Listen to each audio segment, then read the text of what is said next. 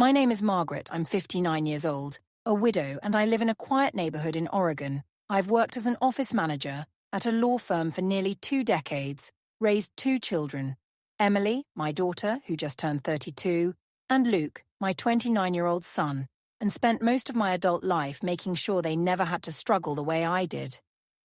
Last Tuesday, I received an email that changed everything. It was from Emily, no subject line, just her name sitting in my inbox. I smiled before opening it, thinking maybe it was a quick update or a sweet note before her big day. We had just spoken about her wedding plans. A few weeks ago, I had already contributed $30,000 to help her book the venue, secure a photographer, and reserve the florist she loved since college. But when I opened the email, the smile vanished. Mom. The email started, "No dear Mom, just Mom," like a label.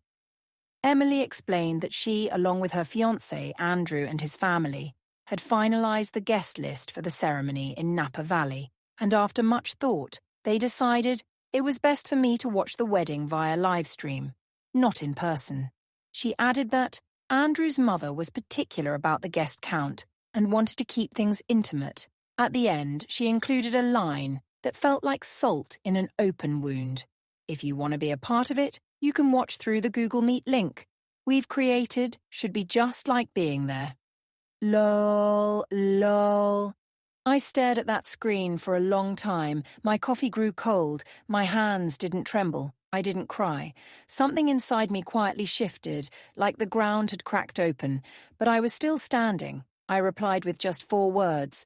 Sure, enjoy your big day. No emotion, no argument, just a quiet withdrawal. And I knew deep down that those 4 words would echo louder than any scream. I didn't want to fight. I didn't want tears.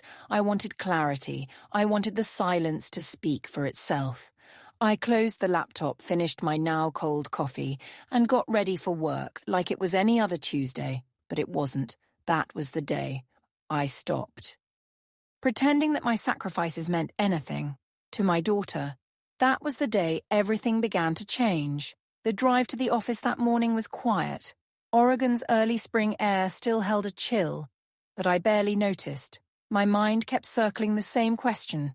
How did we get here? I've spent 18 years working at Coldwell Walker Law. It's not glamorous, but it's stable. And stability was what I needed. After my husband died suddenly, when the kids were still teenagers, I remember standing in front of our old washing machine, bills spread across the counter, trying to figure out how to pay for both groceries and Emily's upcoming college deposit. Then I didn't think twice about giving up my weekends.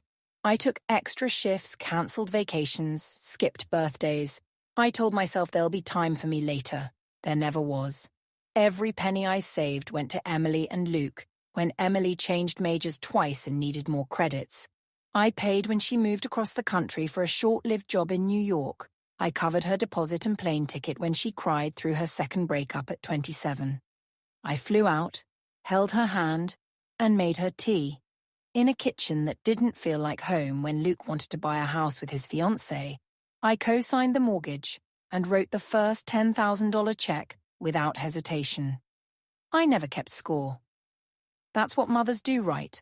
But that email made me feel like a transaction, like I had been useful and now I wasn't, like I had a shelf life and it had expired. Back at the office, my boss Robert stopped by my desk. He's one of those rare men who remembers birthdays and how you take your coffee. He noticed something was off right away. "You look like you've seen a ghost," he said, setting a latte from the cafe downstairs on my desk. I wanted to tell him, I wanted to say, my daughter just disinvited me from her wedding, but instead I smiled and said I hadn't slept well. He didn't push that small act of kindness. The coffee, the silence nearly undid me. After all the noise in my head that morning, reminded me that I still existed, that I still mattered, even if only quietly. Around lunchtime, my phone buzzed. Emily again, her name lit up my screen like a spotlight. I didn't want voicemails, texts. "Mom, please answer. We need to talk, this isn't funny." I didn't listen to any of them, not yet. I just sat there, sipping my latte and thought, maybe. It's time to stop being the one who always answers. Maybe it's time to stop playing a role in someone else's story when they won't let you on the stage. That afternoon, I made a decision that would shift the ground beneath all of us. I wasn't going to scream, I wasn't going to beg, I was going to do something far more powerful. I was going to act. After work, I didn't go straight home. I drove to First Federal Bank a few blocks down from the office. Carlos, the branch manager, had helped me with everything, from setting up college funds to adjusting retirement contributions. He always greeted me by name, Mrs. Collins. He smiled, standing to shake my hand. "What can I do for you today?" I sat down across from him and placed my purse on the floor. My voice was calm, almost too calm. "I need to cancel a wire transfer," I said. He blinked the one to the Napa venue. "Yes, that one." Carlos hesitated. "There may be a cancellation fee depending on timing, but may I ask why the circumstances have changed?" I replied without elaborating. He looked something up on his screen. "You're in luck. It hasn't processed yet. Just in time." He paused, then looked up at me. "Are you sure Mrs. Collins' $50,000 is a significant amount?" I nodded. "I'm sure $50,000.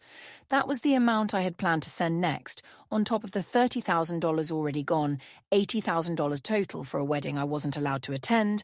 I signed the necessary forms and left the bank without a second thought. By the time I got home, there were 9 missed calls from Emily, 2 from Luke. One voicemail simply said, "Mum, please don't do this." I turned off my phone in the kitchen. I reached for the bottle of red wine I'd been saving for Thanksgiving. Hadn't opened it back then. Emily was supposed to visit, but she cancelled last-minute work, she said. I poured a glass, took it out to the porch and sat in the fading sunlight. Birds chirped in the trees, a neighbour's dog barked, everything felt still. And then the memories started coming in waves. All the birthdays I planned alone, all the holiday dinners where I pretended I wasn't, waiting for a call that never came, all the small sacrifices that nobody noticed, the new shoes I didn't buy, the car I drove for 14 years, the vacations I postponed. I thought about Andrew's mother, the woman who barely knew Emily. Yet her opinion carried more weight than mine, the woman whose idea of family meant excluding, the one person who had carried Emily through every hard season of her life. I thought about the way Emily signed off her email with LOL, as if watching your own daughter's wedding through a screen was a joke. And finally, I thought about myself. Not as a mother, not as a widow, but as a woman. What did I want? Peace, dignity, a life that didn't revolve around being useful to people who only showed up when they needed something. That night, around 9 p.m., the doorbell rang. I thought about ignoring it, but curiosity got the better of me. It was Luke, still in his office clothes, tie-loosened sleeves rolled up. He looked uncomfortable, holding his phone in one hand like a shield. "Mom," he said, stepping inside before I could speak. "Why aren't you answering your phone? Emily's freaking out." I shut the door calmly. "Hello to you too." He sighed already. "Pacing, she says you're not coming to the wedding. Now that you're being difficult." I laughed difficult for not attending a wedding I was uninvited from. He shifted uncomfortably. "Andrew's parents are footing most of the bill."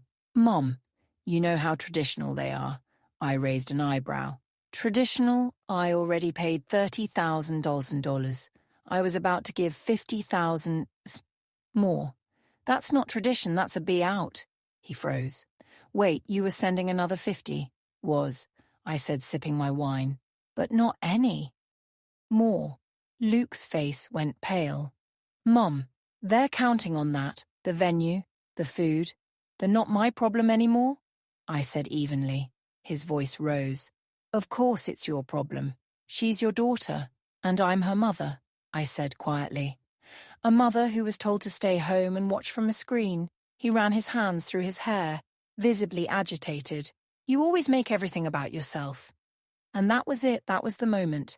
Something inside me finally gave way. "Get out of my house." "What?" "You heard me, Luke." "Get out, Mom." "No," I said, firm but soft. "I've given everything I had. And I'm done being the villain in a story I wrote with love." Luke stood there for a second longer, then turned and walked out. The door clicked behind him quietly, but it felt louder than any slam. I stood in the middle of my living room, heart pounding, and realized something startling. I didn't feel guilty. I felt free. The next morning I woke up to 43 missed calls and a string of frantic messages from Emily. They started with passive-aggressive guilt. "Mom, we need to talk. Why are you doing this? This is childish." Then the tone shifted. "The venue just called, the payment didn't go through. We're going to lose everything if we don't pay by tomorrow." Andrew's parents are furious. They said this proves they were right about you. At 3 a.m., she sent, "I don't understand why you're doing this to me." I smiled into my coffee, of course. She didn't understand. Emily had grown up with my sacrifices woven so tightly into her life that she never stopped to question where the comfort came from, the security, the stability. She just assumed it would always be there, that I would always be there, but not this time. Later that morning, while I was reviewing contracts at my desk, an email popped up in my personal inbox. The subject line read, "Please don't ruin my wedding. I opened it without expectation. "Mum," she wrote, "I know you're upset about the live stream situation, but this is extreme. We've lost the venue deposit, and if we don't pay the remaining balance by end of day." Paris time, the caterer walks. Andrew's parents are beyond upset. They're saying this proves you can't be reasoned with. "Please don't do this. We can talk about you attending the ceremony, but we need the funds first." There it was. They were willing to talk about letting me attend, now that the money was gone. Not an apology, not a reflection. As if my presence at my own daughter's wedding could be bartered, bought or sold, depending on how generous I was feeling. I didn't respond. I closed the email and turned back to my work. Around noon, Robert stopped by my desk. Lunch he offered, that new Italian place just opened. I almost declined, as I usually did, but something in me shifted. Maybe it was the clarity of the past 24 hours. Maybe I just needed to sit somewhere that didn't ask anything from me, so I nodded. I'd like that over pasta. He told me about his grandkids and how exhausting, but beautiful it was to chase after them. His eyes were soft. "Real." He paused and said gently, "Forgive me, Margaret, but you seem lighter today." I surprised myself. I told him everything about Emily, the email, the wedding, the money, and what I did. When I finished, he didn't judge. He didn't try to fix anything. He just said, "Sometimes the hardest part of love is setting boundaries, especially with the people we've given the most to." He reached across the table and briefly squeezed my hand. "I think you did the right thing. For the first time in a long time, I believe that too." When I returned to my desk, there were more calls, more texts, but I didn't answer. I didn't need to, because for the first time, my silence spoke volumes that evening. As I pulled into my driveway, the sky was already dimming. The porch light clicked on automatically. Everything looked still, peaceful even. But there was someone sitting on my front steps. As I got closer, I recognized her, Sophia. She stood up quickly, brushing invisible lint from her coat. Sophia had been Emily's best friend since 5th grade. She spent countless weekends at our house, baking cookie. Is watching movies, giggling in sleeping bags until dawn. I hadn't seen her in years. "Mrs. Collins," she said softly. "I'm sorry to drop by like this. It's fine," I replied, unlocking the door. "Would you like some tea?" She followed me into the kitchen, her eyes scanning the familiar walls like they held old echoes. I filled the kettle and waited. "Emily sent you?" I finally asked.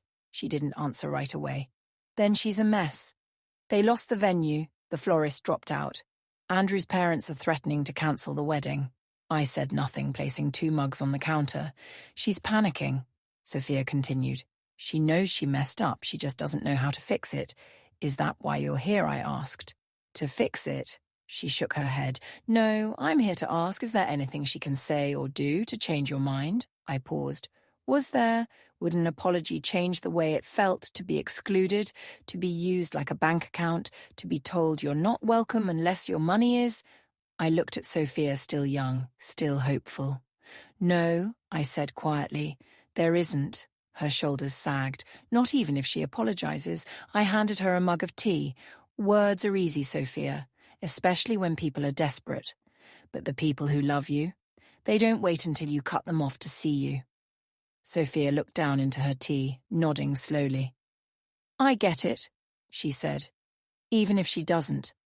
I'm sorry, Mrs. Collins. You don't need to be, I replied.